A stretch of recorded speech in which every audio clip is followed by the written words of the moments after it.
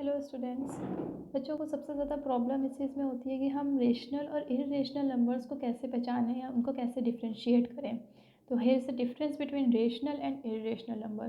तो सबसे पहले आपको जो रेशनल नंबर होता है अपॉन के फॉर्म में तो हम बता ही चुके हैं कि आपका जो रेशनल नंबर होता है वो पी अपॉन क्यू के फॉर्म में होता है और इसको हम पी अपॉन क्यू के फॉर्म में एक्सप्रेस नहीं कर सकते हैं। ये तो हमने अपनी फर्स्ट वीडियो में बताया था। नेक्स्ट ये है कि डेसिमल एक्सपेंशन में अगर हम देखेंगे तो काफ़ी इजी हो जाता है इनको पहचानना। सो डेसिमल एक्सपेंशन में जो हमारा रेशनल नंबर होता है उसको टर्मिनेटिंग और रिपीटिंग, या तो वो टर्मिनेट, इसका डेसिमल एक्सपेंशन या तो टर्मिनेटिंग होगा और या रिपीटिंग होगा। अब हम बताते हैं कि टर्मिनेटिंग का मतलब क्या होता है कि डेसिमल एक्सपेंशन रुक जाना। फॉर एग्जांपल 2.253, दैट्स इट, रुक गया ये, इसके बाद और नंबर नहीं आएंगे डिवाइड करने पे। और रिपीटिंग का मतलब होता है कि आपका सेम नंबर जैसे 2 रिपीट होता जाए, या कोई नंबर ऑफ पैटर्न जैसे 2 3 5 3 5 3 5 ये रिपीट होता जाए, तो भी ये क्या कहलाएगा, रिपीटिंग कहलाएगा।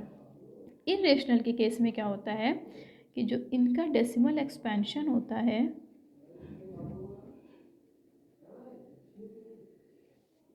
इसमें नॉन टर्मिनेटिंग नंबर्स आते हैं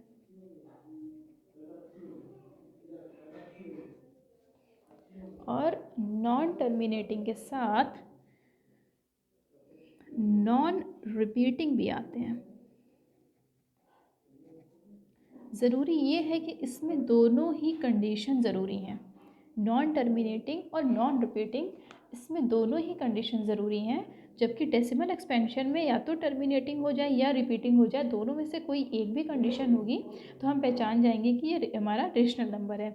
इरेशनल में देखिए, जैसे कि अगर आपका नॉन टर्मिनेटिंग है, हमने जैसे पाई की वैल्यू अगर आप ले लीजिए तो 3.14 आई थिंक 7 होता है, डैश डैश डैश, इस तरह से आगे आप देखेंगे कभी भी नंबर इसके रिपीट नहीं होते हैं और ना ही ये रुकते हैं। आप डिवाइड करते जाएंगे, 22/7 है, अगर आप 22 को 7 से डिवाइड करते जाएंगे और आपको नंबर्स मिलते जाएंगे, ना तो कोई पर्टिकुलर नंबर रिपीट होगा ना कोई नंबर का पैटर्न रिपीट होगा।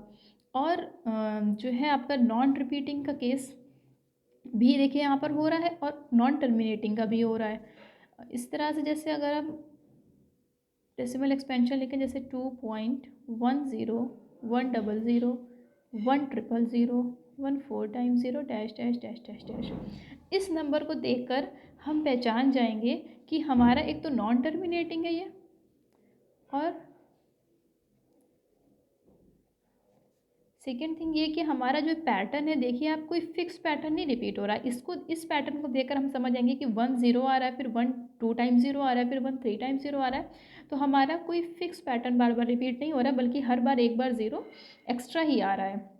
इस नंबर को हम लोग कहेंगे इरेशनल नंबर। अब जैसे हम लोगों से पेपर में एग्जाम्पल पूछे जाते हैं कि एक रेशनल नंबर के एग्जाम्पल बताइए, एक इरेशनल के एग्जाम्पल बताइए। तो रेशनल में तो हमारे लिए बहुत ही आसान होता है कि हमने 2.276 लिखा या 5.607 लिख दिया। टर्मिनेट या तो कर दें और या तो किसी पर्टिकुलर पैटर्न को रिपीट करा दें, जैसे 7.33333 है, डैश डैश डैश कर दें कि पर्टिकुलर पैटर्न रिपीट हो रहा है। या हम इसके ऊपर बार भी लगा दें अगर 3 के ऊपर, तो भी हमारा इसका मीनिंग ये है कि हमारा नंबर जो 3 है वो रिपीट होता जाएगा। तो ये रेशनल हो गए, लेकिन ये तो हमारे रेशनल हो गए। और इरेशनल के केस में क्या होगा कि हम जब एग्जाम्पल लिखेंगे, सपोज करिए हमने अगर पेपर में लिखा 7352 dash dash dash dash dash और ऐसे ही लिखकर हमने छोड़ दिया, तो हो सकता है कि हमारे आगे कुछ टाइम के बाद फिर से यही पैटर्न रिपीट हो जाए। ठीक है, तो इरेशनल के लिए हम जब भी एग्जाम्पल लिखें तो हम इस तरह के एग्जाम्पल ना लिखें, हम इस तरह का पैटर्न दिखाएं इरेशनल में कि हमको पैटर्न देखकर ही ये समझ आ जाए, जैसे हमने इस तरह का पैटर्न लिखा कि पैटर्न देखकर ही हमको ये क्लियर हो जाए कि हमारा जो कोई फिक्स नंबर नहीं रिपीट होगा, बल्कि आगे आने वाले जितने भी नंबर होंगे वो पीछे से कुछ डिफरेंट होंगे, कोई फिक्स पैटर्न रिपीट नहीं होगा। इसलिए हम जब भी एग्जांपल लिखते हैं तो 2.202 202 2 डैश डैश डैश, इसमें लास्ट में जितने भी नंबर्स लिखे जाएंगे सब में आप ऐसे सो ऑन का साइन ज़रूर लगा दीजिएगा, नहीं तो ये आपका टर्मिनेट हो जाएगा और फिर गलत हो जाएगा। तो इरेशनल के एग्जांपल में आप हमेशा इसी तरह का पैटर्न दिखाइएगा जिससे हमको ये लगे कि हाँ हमारा सेम पैटर्न आगे चलकर रिपीट नहीं होगा, और ये बिल्कुल कंफर्म रहे कि हमारा सेम पैटर्न रिपीट नहीं होगा। तो इसलिए हमेशा इस तरह के एग्जांपल लिखे जाते हैं।